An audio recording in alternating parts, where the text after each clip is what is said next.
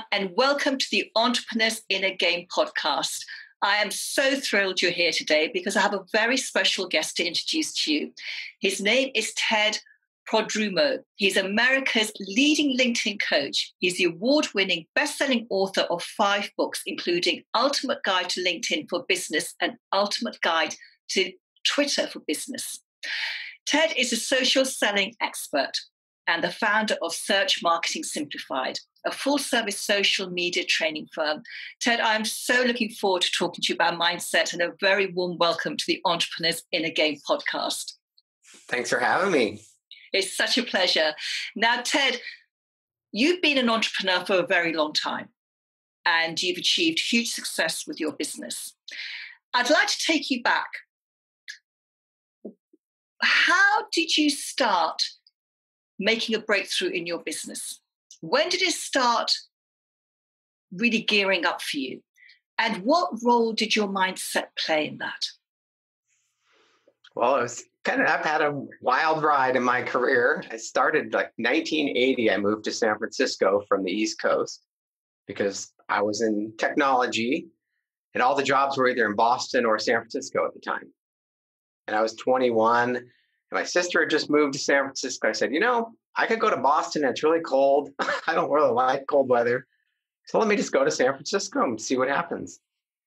So I moved out here when Silicon Valley was just getting started. And it was the greatest time because literally all the Silicon Valley companies had billboards outside and they would post their job openings in those letters. It's like you could walk in and get a new job every day of the week if you had your resume and said you knew technology. So for 20 years, times. it was crazy because for 20 years, I was in high demand. Everybody wanted to hire me. I worked for IBM Digital. And they created the mini computer, the first computer that could go into offices.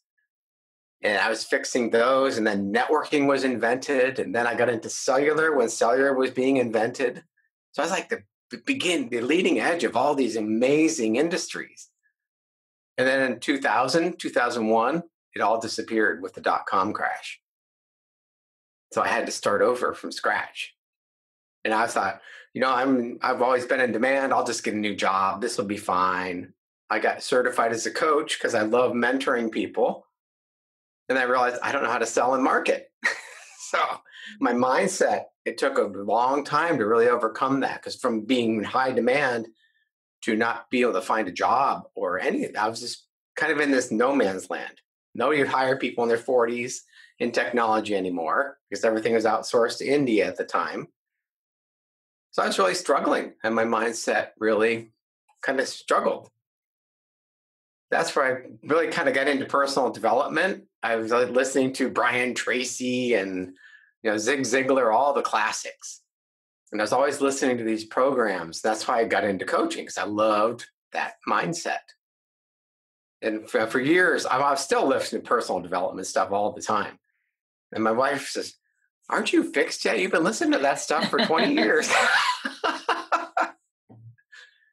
You know what? Those are classics. You just go back and listen to Zig Ziglar. It just motivates you. It's timeless. So that's kind of how I got into that. Now for the last 20 years, it's been another roller coaster because I got into coaching, got certified as a coach, couldn't find clients, learned marketing, liked internet marketing. So I built an agency. So I was doing websites for people when it was HTML. I was doing search engine optimization before Google even got started. So again, I was a leading edge of all this stuff. But then that collapsed in 2008 when the economy tanked. So I had to start over again.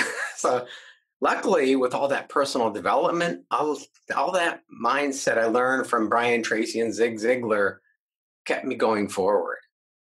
I had my downs, obviously, but that just kept me moving forward, reinventing myself. And I actually applied for a job. I was 52 years old and applied for a job online, and they hired me to be an online marketing manager.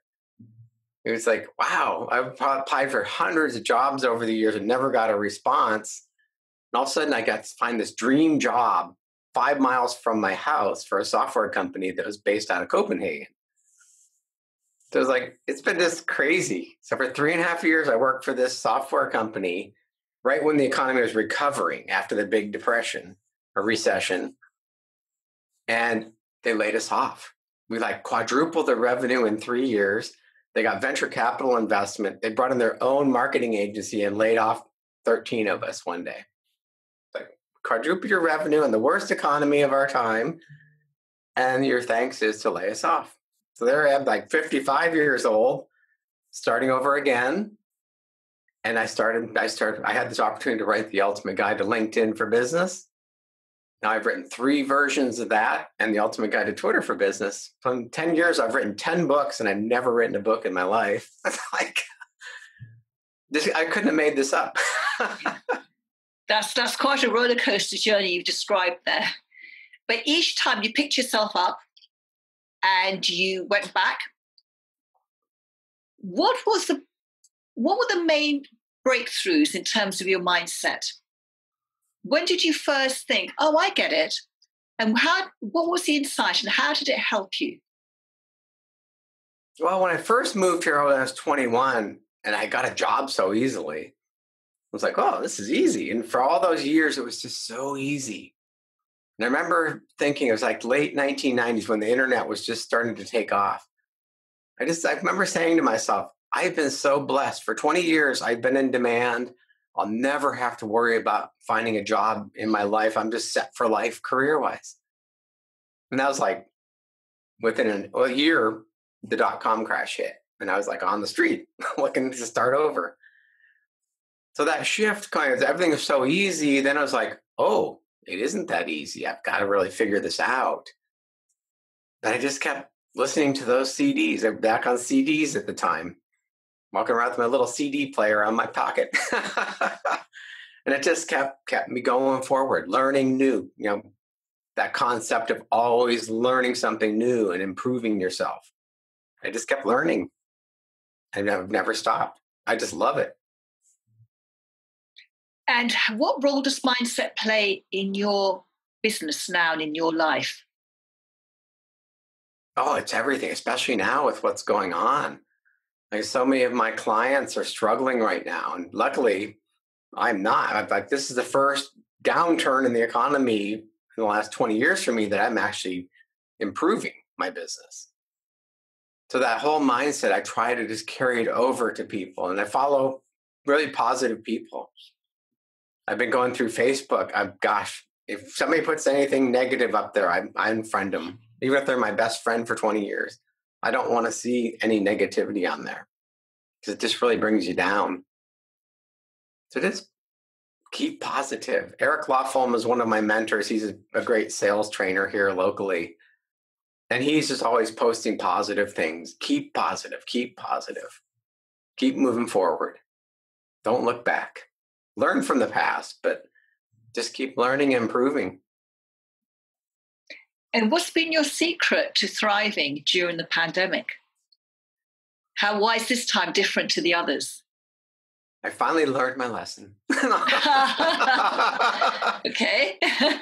For years, like when I was coaching people, and then when I had my agency, I worked with really small business. So I'd go to local networking events and the Chamber of Commerce, and it was all small businesses for the most part that I worked with. And I didn't have really recurring revenue. Like, I'd build a website for you. I would charge you a fee, and I didn't charge monthly maintenance fees. Like, what am I thinking? It's maintenance of a website. Most small business owners didn't have the money to really do that. This is when websites were just really starting for businesses. So I had to convince people not only they needed a website, like, why would I need a website? Like, well, this internet thing is really taking off. It was back in those days. So now it's easy to sell a business a website. But back then it was like, oh yeah, you really do need this. You want to be ahead of your competitors. So it's been an interesting ride for sure, being at the beginning of all these industries. So how have you managed to thrive in this pandemic? Because I created a membership site. So I do weekly coaching with people, and people pay me a monthly fee, and it's a small fee. I want to help as many people as I can. So I only charge $37 a month for my membership, and I give them training courses. Like we do live calls every week. So I'm just really trying to help as many people as I can. I could charge a lot more for it and have less people in it, but I want to help as many people as I can. So just having that little recurring revenue going, it's really kept me going through this. Yeah, that's a really great way of doing it, the recurring monthly income. And I think I've been on this is like the 49th interview I've been on since the middle of March, since the pandemic really hit us. Wow. So all these speaking events I had like 3 speaking events scheduled in Europe this summer. It's like, oh, this is going to be great. I'll take my wife full vacation in Europe, and that's all gone. All my speaking engagements, obviously, are gone for the year, but they've gone virtual. So like this one local one we go to, we usually get 30 to 40 people show up for this once a month breakfast meeting. We're getting 150 people to go online, the virtual version of that. So I'm reaching so many more people. Yes, yes. Truly, the world seems, in a way, a smaller place because not everyone, but so many people are more online now than who's never been online. So suddenly there's a bigger audience to get your message out to, which is exciting. So tell me, Ted, how does it work? So you know things are going well for you, and then something doesn't work for whatever reason. How do you deal with setbacks? How do you pick yourself up and keep going? Gosh, I worked for Cellular One in the early 1990s. This is like when the cell phones were like, you needed 2 hands to hold it up. And computer networking was really just getting started. So I remember my boss, I was like the IT guy. I was the network manager. I'm responsible for all the computers in the company. And just, I don't know, you've never fixed computers. People get really frustrated when they don't work. So they'll yell at you and give you a really hard time sometimes. And it's just, I would call up people and say, hey, I'm coming out to fix your computer. And they have to be yelling at me and screaming at me on the phone. And I'd show up at the door and like, oh, thank you for being here. They're like a whole different person. And I just was Mr. Positive, not confident. I remember my boss said one day, he goes, I don't know how you do it. Boy, you just get knocked down to the ground every single day and you pick yourself up and you're still smiling and you're still helping people. You still want to help them. It's like, I don't know, I guess I'm not sure where that came from. My parents used to own a restaurant, so that's very challenging for customer service. If ever, people are always complaining about something, trying to get a free meal. So I guess I learned it from my father, working in the restaurant. Just be positive, help as many people as you can, and they're going to send negative comments your way. Just let them go, learn from it, and move on. So I'm hearing that you don't ponder on things, you don't churn things over in your head. You just move on. Yeah, I kind of tease my wife because she can't think about the future. She can't even plan. At dinner times, like, what do you want for dinner? Oh, I don't know. She just doesn't want to plan for that even. She's like in the moment, literally. And she's always thinking, well, I should have, could have, would have done this. Like, she's always thinking, if I did this, I could have done that. Like, no, we're past that. Let's just move forward. So I'm the opposite of her in that way. So it makes some interesting conversations sometimes. Yes. So she's looking backwards and you're looking forwards.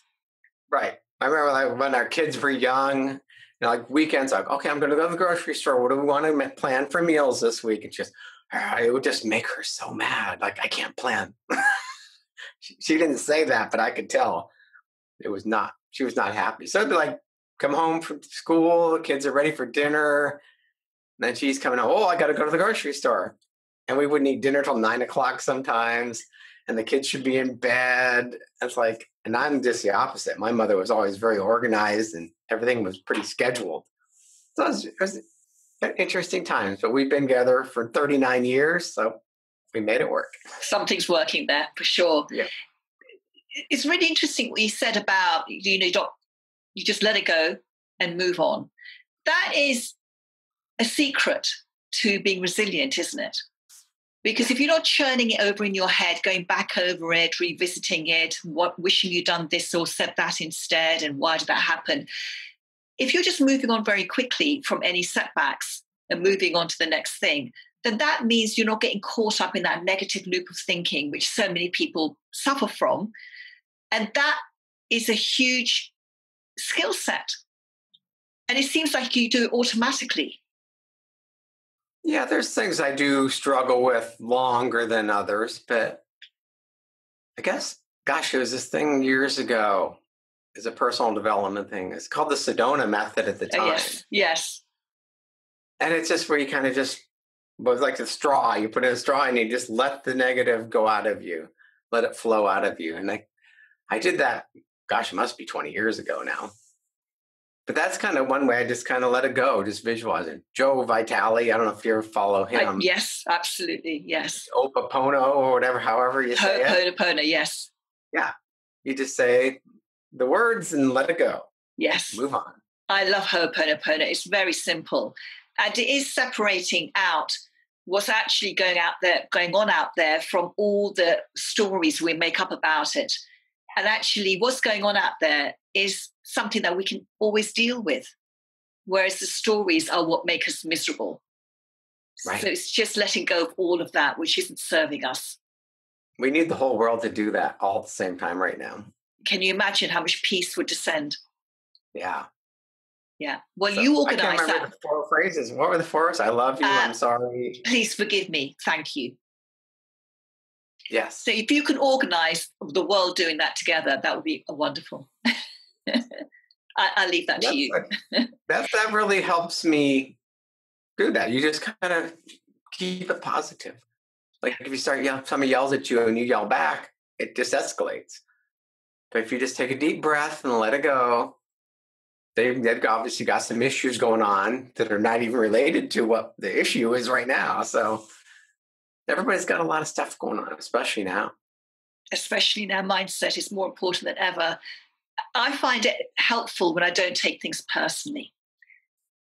If I don't take it personally, then it can't upset me. If I take it personally, then I start getting into long conversation in my head about it, which will only make me feel unhappy. And another thing I found really helpful is when I just say to myself, when I catch myself in the midst of this negative conversation, I'm just making all of this up.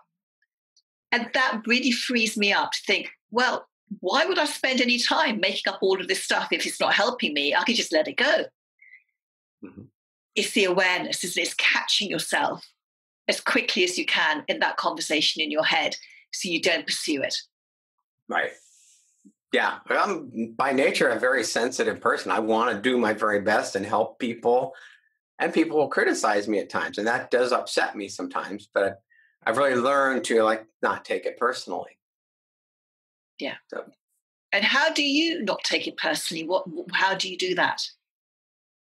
I think I meditate every day, 10 to 20 minutes. Yeah, varies day to day. I journal. I kind of let things go that way. Just write as fast as you can for 20 minutes. I was journaling and I would just do random thoughts and think. But I learned this new technique, just speed journaling. Just write as fast as you can for 20 minutes. They even say go up to 50 minutes if you can. But it just kind of empties everything out of you. So I guess all these little things I do every day. I listen to positive music. Like if I'm writing, I put on meditative music. They have all the kind of different classical music, just calming music. Just kind of relax. So I guess I never really thought about it, but I just have a good routine going. Yes, it's your daily mindset practice, isn't it? Yeah. You've got lots of things that you can reach out to, whatever feels right for you in that moment to help you to get through that moment. Yeah. I get up in the morning and instead of turning on the news, I used to sit there and watch the news and drink coffee and read the newspaper. We don't get the newspaper anymore. So I just sit in quiet. Like my wife sleeps in. I get up at 5 every morning. So from 5 to 6:30, it's my alone time. So I just sit there and I just put on classical music even, but now I just silence. And I'll do my speed journaling and I'll do some meditating and walk the dog, go for a run. I've been doing a lot of Peloton bike riding lately. So different things. It's my me time. Yeah, and that sets you up nicely for the day. Yeah. It's really important to find that time for self-care, because you want to help so many people, and feeling good about yourself, getting into a great headspace first thing allows you to have a really great day, I'm guessing. Yeah. And every day's not perfect, obviously. Things Obviously, happen. yes, there are road bumps along the way, but it helps, doesn't it? Life would be boring if it was just easy all the time, Yes, right? yes. If everything worked perfectly first time, we would be sitting here twiddling our thumbs thinking, come on, bring on some challenges. Right. Exactly. Now, you're an expert at LinkedIn, and we've connected on LinkedIn. I've enjoyed chatting with you on LinkedIn. That's how we met, and you graciously agreed to come on my podcast. So we connected through LinkedIn. Now, LinkedIn is a great way, isn't it, of meeting new people. And I know that mindset plays a big part in how people use LinkedIn to connect with people. Mm-hmm. So for anyone who thinks, oh, I don't want to reach out to people because I don't know what to say, or I might be bothering them, or they may not be interested in me, all of that talk, what would you say to them? Gosh, I don't know. I love meeting people. I used to go to a lot of networking events when we could. And it's, for some reason, online people treat you differently. Like when I would call people to come out to service their computer, they'd yell at me on the phone. But face to face, they treated me with respect, total different. And it's the same thing with LinkedIn and social media, any social media platform. If you treat people like you're talking one-to-one with them, if you're just having a cup of coffee at a restaurant, back in the days we could do that even. And things have changed so much in the last 4 months. It's just crazy. It's a different world. But you talk to someone, like I'll have my clients when we start working together. I say, okay, let's pull up your LinkedIn profile. Read it to me out loud. And they read their headline. It's like a boring job title. And their about section is all about them instead of, the problems you solve. And they're so embarrassed. So I treat people like you're talking one-to-one. Well, all the copywriting courses I've ever done, they always say, you're sending this email to 10,000 people on your email list, but write it like you're talking to one person. And it just comes across so much more friendly, and it really connects with people. Like a lot of times I'll send out a mass message to people and they'll reply and say, oh, thank you for thinking of me. And like, well, I sent that to 60,000 people, but thank you for And yet it feels as if you're speaking directly to them. Right. Like we started a conversation on LinkedIn. I didn't start selling you anything. You didn't try to sell me anything. We just connected. Say, hey, it's nice to meet you. And we chatted. And here we are. And you're going to be a guest on my show. Yeah. And I knew immediately that I wanted to interview you. But I didn't I didn't message you on my second message after saying, hi, Ted. I didn't say, well, can I interview you? We just build up a rapport. And as he said, it is as easy as having a conversation over a cup of coffee. Yeah. Get to know each other. And eventually you build a relationship. I read a great book last year, Presence, from Amy Cuddy. She's a Harvard professor, and she went through a traumatic brain injury and really had to rebuild her whole life, being able to walk again. But she did a lot of this research on why, you meet some people in person and you have an instant connection, and other people's like, okay, and that's it. She says, like, there's factors when subconscious mind, when you meet people or see people's profile on LinkedIn, your subconscious mind makes decisions within 2 seconds. And it's based on really like George Clooney, you come in and his presence is just so powerful. Or like Ellen DeGeneres, she's just so happy and cheerful. So the factors, your subconscious mind is making those determinations in those first 2 seconds. So if you're like, invite me to connect on LinkedIn and your invitation is like really insincere and they're trying to sell you something even before you connect. It's like if we met in person, we instead of exchanging business cards, we exchange credit cards so we can charge each other. Yes. Like, hire me. Is that desperate or what? It's like, no, send a friendly invitation. Hey, I like your profile picture, or we have to be careful with that because I get a lot of women reaching out. Is LinkedIn becoming a dating site? So what is a nice, easy conversation starter on LinkedIn? Usually I try to connect now. I used to connect with almost everybody that invited me. I try to make it more people I actually meet at events or I've met or actually saw them on a podcast like this. And I'll say, hey, I saw you on so-and-so's show. I really enjoyed what you said. Instead of this insincere, we have some common connections on LinkedIn, or we're in the same industry. Like, so I'm not going to connect with other people in marketing because they're going to try to sell me something. So I try to make it more authentic. I have over 22,000 connections on LinkedIn now, which I think I have way too many. When I wrote the first edition of the book 8 years ago, I had 642 connections. I had a nice small network of people I actually knew. And then I said, I want to get to 30,000. I don't know why, because other people were getting to 30,000 connections. So I started accepting all invitations. And it's just, I get so many solicitations now. It's just it's an unpleasant experience. So find something that's really, where you actually saw them or you read something and said, we always see these articles people write, but we don't actually read the article and we still like it. That can come back and haunt you sometimes, because sometimes it's a controversial thing that they posted and then you're associated with that controversy. Is it better then to actually read the article or listen to the podcast and say something that you actually enjoyed about it, rather than just saying something bland about it? I'm finding quality over quantity these days works so much better. I'd rather have 10 really good conversations on LinkedIn than 100 superficial. Because those people don't ever become my clients. They're just kind of trying to ride your wave of publicity. That makes a lot of sense. Thank you for sharing that. Now, we're coming to the end of our time together, and I could talk for a lot longer than that, but however, time is, we're coming to the end of this. So before we finish, I know you've got something really special to share with our audience. So could you tell us about your gift, please? Yeah.